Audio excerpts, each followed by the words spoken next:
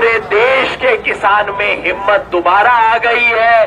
सारे किसान उठ के चलने शुरू हो गए हैं। आज से 2 हफ्ता पहले कोई संगठन था जिसने कहा था कि जाके इंडिया गेट पे खालिस्तानी झंडा लगाओ।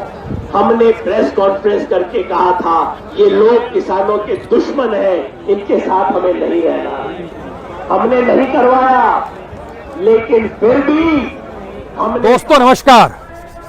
दोस्तों, एक तरफ खेती से जुड़े 3 कानून और दूसरी तरफ किसान का दर्द। बीते 65 दिनों का सच ये है, क्योंकि हम गाजीपुर में मौजूद हैं, इतनी बड़ी तादाद में किसानों की मौजूदगी बीते 65 दिनों में क्यों नहीं थी। और बीते 24 घंटों से, या कहें 24 घंटे का वक्त भी नहीं हुआ है, रात के 11 बजे के बाद से यहां पर तादाद बढ़ने की शुरुआत होती है। यानी बीते 12, 15, 18 घंटों के भीतर में जितनी बड़ी तादाद में पश्चिमी उत्तर प्रदेश से किसानों की मौजूदगी, और इतना ही नहीं बल्कि हरियाणा के भी कुछ किसान यहां पर पहुंच जाते हैं, यह संकेत किस बात का देता है।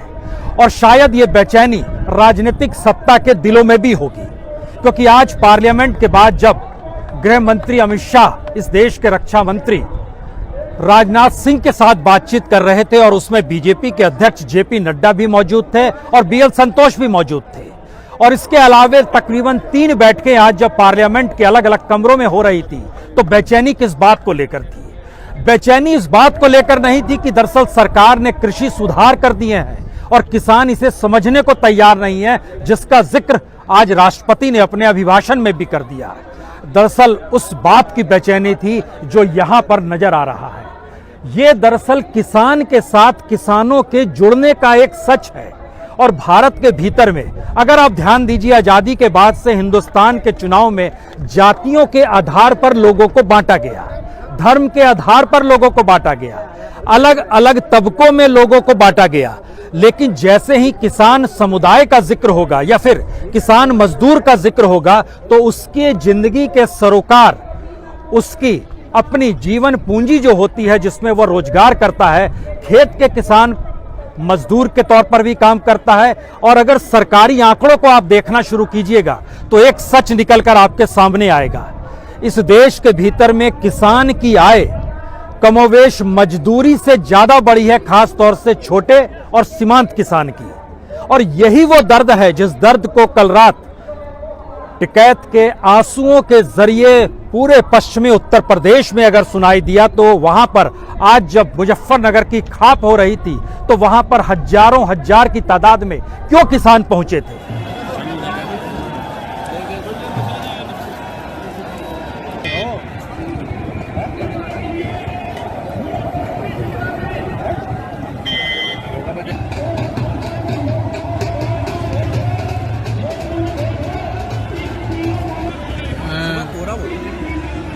हाँ, सुबह कोरा हुआ था।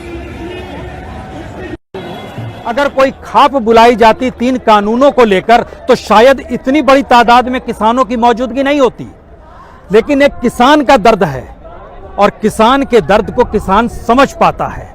यह बेचैनी मौजूदा वक्त में पार्लियामेंट हाउस के भीतर भी नजर आ रही है और राजनीतिक दलों के भीतर भी नजर आ रही है कि अगर किसान की एकजुटता धीरे धीरे किसान के दर्द, उसकी रोजी रोटी, उसके एमएसपी की कीमत, मंडी के होने, सही कीमत में कॉरपोरेट के ना घुसने देने की परिस्थिति, कॉन्ट्रैक्ट फार्मिंग से दूर भागने की परिस्थिति, इन सारी परिस्थितियों को अगर जीते हुए किसान समझने लगेगा, तो फिर सरकार के लिए मुश्किल हो जाएगी।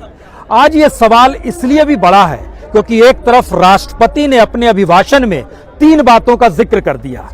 एक तौर पर खुले तौर पर कहा कि दरअसल जो कानून आए हैं वह कृषि सुधार से जुड़े हुए हैं। इसके ठीक समानांतर देखिए, इंटरनेशनल मॉनेटरी फंड यानी IMF, उसकी जो इकोनॉमिस्ट हैं, संयोग से वह भी भारतीय हैं, उन्होंने भी आज इस बात का जिक्र किया कि दरअसल यह इकोनॉमिक रिफॉर्म जो है भारत की जरूरत है, एग्रीकल्चर रिफॉर्म भारत की जरूरत है।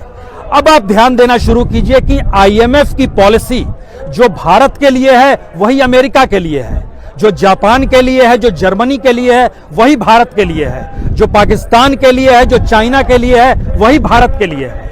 लेकिन भारत की अर्थव्यवस्था मौजूदा वक्त में जितनी कंगाल और जितनी डिरेल्ड हो चली है, उसमें सरकार के सामने सिवाय इसके अलावे कोई रास्ता बचता ही नहीं है कि वह अपने हाथ दुनिया में वर्ल्ड बैंक और आईएमएफ के सामने फैला दे। और आईएमएफ और वर्ल्ड बैंक के लिए इससे बेहतरीन उपाय कुछ हो ही नहीं सकता है कि भारत को अगर वो कर्ज देगा तो उसकी एवज में चाहेगा कि सुधार हो। और आर्थिक सुधार की लकीर कभी भी किसान, मजदूर या रोजगार को नहीं छूती है। इस देश में डिग्रीधारी जो बेरोजगार है वह आर्थिक सुधार उसको नौकरी भी नहीं दिलाएगी। यह आर्थिक सुधार जो एग्रीकल्चर को लेकर है यह इस देश में किसानों को उसके हक को भी नहीं दिलाएगी। सवाल असल में यहीं से सबसे बड़ा शुरू होता है कि आईएमएफ से जो लोन लिया गया 2020 में, तकरीबन $16 बिलियन का लोन भारत सरकार ने लिया। जब कोविड महामारी आई तो तकरीबन $5 बिलियन आईएमएफ ने भारत को दिया। यह सब पैसा क्यों दिया जा रहा है? और भारत मौजूदा वक्त में तकरीबन $560 बिलियन के कर्ज में क्यों डूबा हुआ है? इसका मतलब है कि दुनिया की अलग अलग कॉरपोरेट ताकतें, दुनिया के अलग अलग इंटरनेशनल बैंक ये मानकर चल रहे हैं कि भारत एक बेहतरीन बाजार है। और भारत का सच अब दूसरे इशू पर आइए, जहां पर राष्ट्रपति ने आज अपने अभिभाषण में इस बात का जिक्र कर दिया कि भारत के किसान ने इस महामारी के दौर में भी खूब उत्पादन किया, खूब फसल दिया। दुनिया में सबसे ज्यादा फसल भारत में 2020 में हुआ है। इतना उत्पादन 2019 में भी नहीं हुआ था। इसका मतलब है कि भारत का किसान अपने तौर पर स्वावलंबी है, लेकिन उस स्वावलंबन के बाद जो अनाज बचता है उस अनाज को अंतर्राष्ट्रीय बाजार में बेचना है, उसको एग्रीकल्चर के साथ जोड़कर एक्सपोर्ट करना है। और यह जो बड़ी तादाद मुनाफे की है उसकी एवज में भारत सरकार को टैक्स मिलता है। उसकी एवज में कॉरपोरेट्स का तबका धीरे धीरे मजबूत भारत के भीतर में होगा, जो कि इंडस्ट्री और सर्विस में नहीं हुआ है, क्योंकि इसी दौर में जीडीपी में इंडस्ट्रियल और सर्विस सेक्टर का योगदान नेगेटिव में चला गया। भारत के भीतर में इंफ्रास्ट्रक्चर को लेकर जितना पैसा दिया जाना चाहिए था, जो टारगेट 2019 के बजट में बताया गया कि 2020 से 2025 तक अलग अलग सेक्टर में हम लोग इतना पैसा देंगे, वो पैसा भारत सरकार के पास नहीं है। भारत सरकार ने बैंकों का मर्जर किया। यह इकोनॉमिक रिफॉर्म की जरूरत थी, जिसको और कोई नहीं वर्ल्ड बैंक बता रहा था।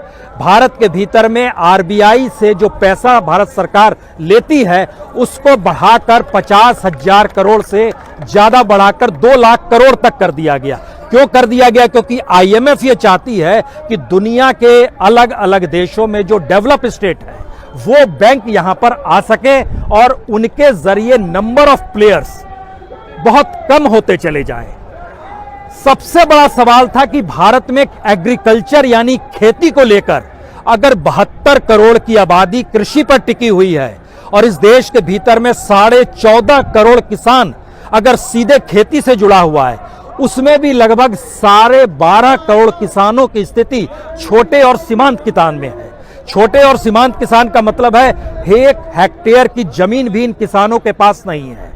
12.5 करोड़ की तादाद में भारत में ऐसे किसान हैं, यानी जर्मनी की जनसंख्या उसमें समा जाए, जापान उसमें समा जाए, ब्रिटेन उसमें समा जाए। इतनी बड़ी तादाद में छोटे और सीमांत किसान हैं भारत के भीतर में। यहां से सवाल होता है कि किसान की बात को ना तो बजट में रखा जाता है, ना किसान की बात को पॉलिसी के तहत लाया जा सकता है। पार्लियामेंट के भीतर जब कानून भी बना तो किसी किसान ऑर्गेनाइजेशन से कोई बातचीत नहीं होती है। इस देश के भीतर में जो रिप्रेजेंटेटिव्स हैं, सांसद जो हैं, जो संसद में भी पहुंचते हैं, वह भी अपनी बातों को किसान के हक के साथ जोड़कर नहीं रख पाए। इस दौर का यह सच है। इसके आगे का सवाल सबसे बड़ा फिर शुरू होता है कि तो क्या इस देश के भीतर में एग्रीकल्चर यानी खेती को जानबूझकर चंद हथेलियों में सिमटाने की कोशिश हो रही है? इसके 3 रास्ते बहुत साफ नजर आते हैं, क्योंकि बार बार जब आप इस पीछे में इतनी बड़ी तादाद में गाजीपुर के बॉर्डर पर किसानों को देखते हैं तो इन किसानों का दर्द शायद उनके भीतर जब झांकिएगा तो उनके भीतर 2-3 शब्द नजर आएंगे। एक, अडानी और अंबानी क्यों घुस गए हैं? दूसरा, मोदी सरकार किसान की विरोधी क्यों हो गई है? तीसरा, हमारी जितनी खेती में लागत लगती है उतना पैसा भी क्यों नहीं मिल पाता है? यह 3 सवाल हर किसान के जहन में है। कानून कैसा भी बना लीजिए, किसान को इसकी बेचैनी नहीं रहती है। लेकिन किसान अगर सीधे तौर पर इस बात को अगर समझ गया है कि आने वाले वक्त में उसकी जमीन उसकी नहीं रहेगी, वह अपनी जमीन पर मजदूर हो जाएगा। अगर इस देश का बड़ा किसान भी, राकेश टिकैत तो मौजूदा वक्त में जिन किसानों की अगुवाई कर रहे हैं वो कमोबेश भारत के भीतर में तमाम खेती से जुड़े किसानों का जिक्र हम करते हैं, लेकिन याद कीजिए इनके पिता महेंद्र सिंह टिकैत हुआ करते थे। 1988-89 में जब उन्होंने दिल्ली के बोट क्लब पे आंदोलन शुरू किया था, तब एक बात आई थी, वो बड़े किसानों को तो रिप्रेजेंट कहीं नहीं कर रहे हैं। और इस सवाल ने भारत के किसान आंदोलन को लेकर कई तरीके से मथना शुरू किया। और ध्यान दीजिए, तो पहली बार पंजाब का किसान जब निकल कर आया तो वो बड़ा किसान था, उसके पास ज्यादा जमीन थी, उसकी आय ज्यादा थी। इसीलिए अब संकट यह है कि अगर राकेश टिकैत के आंसू और उसके ऐलान के बाद इतनी बड़ी तादाद में किसान जुड़ने लगे हैं, तो इस देश के भीतर में धीरे धीरे, चाहे वो बिहार हो, चाहे झारखंड हो, चाहे उड़ीसा हो, चाहे बंगाल हो, चाहे मध्य प्रदेश हो, चाहे वो राजस्थान हो, ध्यान दीजिए इन तमाम जगहों पर किसानों की जो प्रति महीने की आय है, जिन राज्यों का हमने नाम लिया, वह 5,500 रुपए महीने से ज्यादा की नहीं है। यानी इस देश में मनरेगा का मजदूर से भी बुरी हालत किसानों की हो गई है क्या? इस देश के भीतर में जो क्लर्क होता है उसको भी लगातार आय उसकी बढ़ोतरी होती चली जाती है। पार्लियामेंट के भीतर ही बैठे सांसदों की जो पैसे मिलते हैं उन्हें, जो उनके साथ जो सुविधाएं जुड़ी हुई है, उसमें 180% की बढ़ोतरी बीते 6 बरस में हो गई। लेकिन किसानों की आय की बढ़ोतरी लगभग 2 से 2.5%। कल्पना कर पा रहे हैं कि इस देश में नेता की आय बढ़ती चली जाती है, नौकरशाह की आय बढ़ती चली जाती है। यानी कोई भी किसी भी रोजगार से जुड़ जाए और इस सरकार के लिए काम करने लगे तो उसकी आय बढ़ती चली जाएगी। और संयोग से उस कतार में मीडिया भी आकर अगर खड़ा हो गया, क्योंकि एडवर्टाइजमेंट्स मीडिया के पास जो आ रहे थे, यह 2014 से लेकर 2020 का आंकड़ा जब आप देखेंगे तो आपको जानकर हैरत होगी कि इस देश के भीतर में यह पहली सरकार है जिसने प्रचार पे इतना खर्चा किया और इस हद तक खर्चा किया कि जो भी प्रचार ऑर्गेनाइजेशन से जुड़ा रहा उसका नेटवर्क लगातार बढ़ता चला गया। इससे बड़ी त्रासदी क्या हो सकती है कि जिस कोविड बीमारी के दौर में भारत के भीतर में तकरीबन 6.5 करोड़ लोगों की नौकरियां चली गई। अनऑर्गेनाइज सेक्टर को अगर समाहित कर लीजिएगा तो लगभग 38 करोड़ लोगों के सामने संकट था कि आगे रोजगार कैसे होगा। लेकिन उसी दौर में भारत के 10 बड़े कॉरपोरेट के नेटवर्थ में तकरीबन 35% की बढ़ोतरी हो गई। यह कौन सी इकोनॉमी है? और इस इकोनॉमी को अगर राजनीतिक तौर पर 3 कानूनों ने एक नए तरीके से परिस्थितियों को जगा दिया है, तो फिर उसकी पहचान शायद यहां के किसानों की मौजूदगी से समझा जा सकता है।